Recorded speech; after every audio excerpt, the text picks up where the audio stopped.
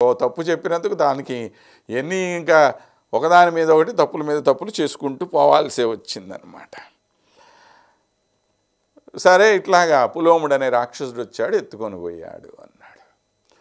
భృగు మహర్షి మనం చెప్పుకున్నాం కదా, మహాతపశక్తి సంపన్నుడైన వాడు.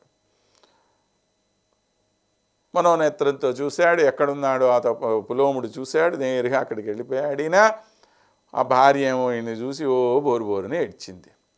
అయ్యా నేను ఇంట్లో ఉండగా ఇట్లా ఎత్తుకొని వచ్చాడు, నన్ను చిత్రహింసలు పెడుతున్నాడు వీడు అని చెప్పి అనేసరికి అప్పుడు పులోముడు ఈయన తపశ్శక్తి బాగా ఉన్నటువంటి వాడు కాబట్టి ఆ పులోముడిని నాశనం చేసి భార్యను తీసుకొని వచ్చాడు.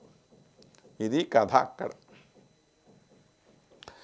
సరే, కథ కాదు చెప్పుకోవటం, అది కాదు మన ఉద్దేశ్యం. కథ యొక్క సారాంశం ఏమిటండి అని అంటే 2 విషయాలు మనం బాగా గుర్తుంచుకోవలసినటువంటి విషయాలు.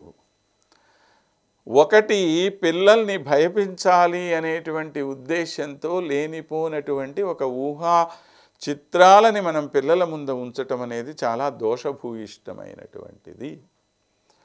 అదిగో దయ్యం వస్తుంది, ఇదిగో రాక్షసుడు వస్తున్నాడు అని చెప్పి మనం పిల్లల్ని కనుక చిన్నప్పటి నుంచే తయారు చేస్తే వాళ్ళ మనస్సుల్లో అది ఆ చిత్రం అట్లా ఉండిపోతుంది. నిజంగానే ఓ దయ్యం ఉందేమో, నిజంగానే రాక్షసుడు వచ్చేస్తాడేమో, ఏమన్నా అవుతుందేమో. మనకు అంటుంటారు చూడండి, అడుగు పోలీసుడు పట్టుకుంటాడు నిన్ను అంటాడు. ఇప్పటికి కూడా మీరు చూడండి, లక్షల కోట్ల మందికి పోలీసులు అంటే భయం. ఎందుకు? చిన్నప్పుడు ఆ మాట చెప్పి పెంచారు తల్లులు. కుక్కలంటే భయం. ఎందుకు? కుక్కలు ఏం చేసేవి బాబు అంటే ఆ చిన్నప్పుడు ఆ కుక్కలను చూసి భయపెడతారు మనకి.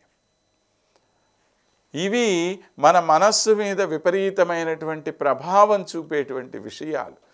అంటే తెలిసి తెలియకుండా తల్లిదండ్రులు చేసేటువంటి ఒక చిన్న పొరపాటు పిల్లల యొక్క జీవితం మీద ఎంత ప్రభావాన్ని చూపుతుందో ఈ చిన్న ఉదాహరణలు చాలు. మీరు ఏ సైకాలజిస్ట్ దగ్గరికన్నా వెళ్ళి అడగండి ఈ విషయం. ఈ విధంగా పిల్లల్ని భయపెట్టడం అనేటువంటి దాని ద్వారా వారి మానసిక వికాసానికి ఎంతో విఘాతం కలుగుతుంది అని ప్రతి వాళ్ళు చెప్పేటువంటి మాట. కాబట్టి నవ్వులాటకైనా బెదిరించటానికైనా సరే మనం ఏనాడు ఇటువంటి పదప్రయోగం చేయటం సమంజసం కాదు అనేటువంటి విషయం చెప్తోంది.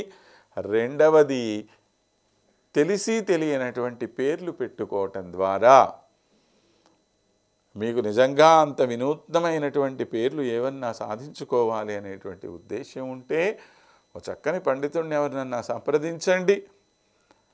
ఏమండి ఫలానా పేర్లు ఏవో 10 రకాల పేర్లు మీరే వెతికి పెట్టండి. అయ్యా ఈ పేరుకి ఏం అర్థము, లేదా ఒక పేరు మీరు ఫైనల్ చేసుకుంటే దీని పేరుకి అర్థం ఏంటి తెలుసుకొని పిల్లలకి పేర్లు పెట్టండి. మనకి ప్రాచీన కాలంలో పిల్లలకి దేవుళ్ళ పేర్లు పెట్టేవాళ్ళు. ఎందుకు పెట్టేవాళ్ళండి? నారాయణ, శ్రీనివాస, వెంకన్న ఇట్లాంటి పేర్లు పెడితే రోజుకు 100 సార్లు పిలుస్తావు నువ్వు వాళ్ళని. రామా రారా, రామా రారా, ఏ రామా ఎక్కడున్నావురా, రామా దా అన్నం తిను, రామా కూర్చో, రామా ఎక్కడ పోయావు, ఇలా రామ రామ రామ రామ 100 సార్లు నువ్వు పిలిస్తే వచ్చేది నీకు పుణ్యం. అందుకని ఇలాంటి పేర్లు పెట్టుకోండి అంటే మనం ఇవాళ ఏదో మోడ్రన్ అని చెప్పి రకరకాల పిచ్చి పిచ్చి పేర్లు పెట్టేసుకొని, సరే మోడ్రన్ అయినా ఇంకోటైనా సరే అర్థం కనీసం బాగుంటే పోన్లే పర్వాలేదు ఏదో మంచి పేరు పెట్టుకున్నాం అనుకోవచ్చు. అది కూడా తెలియకుండా విపరీతమైనటువంటి అర్థాలు ఇచ్చేటువంటి పేర్లని వాడటం ద్వారా మనం ఎంత దోషాన్ని మూటగట్టుకుంటున్నామనేటువంటి విషయం ఒక చిన్న కథ ద్వారా. ఇవన్నీ మహాభారతంలో చాలా చిన్న చిన్న విషయాలండి. మౌలికమైనటువంటి అసలు విషయంలోకి మనం పోకముందే ఇన్ని రకాల చిన్న చిన్న కథల ద్వారా మనిషి ఏ విధంగా జీవించాలి, ఏ విధమైనటువంటి ఆలోచన ధోరణి కలిగి ఉండాలి అనేటువంటిది మనకు తెలియచేస్తూ ఉంటారు. కనుక అటువంటి విషయాల్ని మనము తెలుసుకోవటం ద్వారా మంచి మానసిక పరిణతిని మనం పొందటం, మన పిల్లలకి సరి అయినటువంటి మార్గనిర్దేశనం చేయటం జరుగుతుంది అనే విషయాన్ని తెలుసుకొని ఇలాంటి మరికొన్ని విషయాల్ని ముందు ముందు తెలుసుకుందామని చెప్పి వినయంగా మనవి చేస్తూ నేటికి స్వస్తి.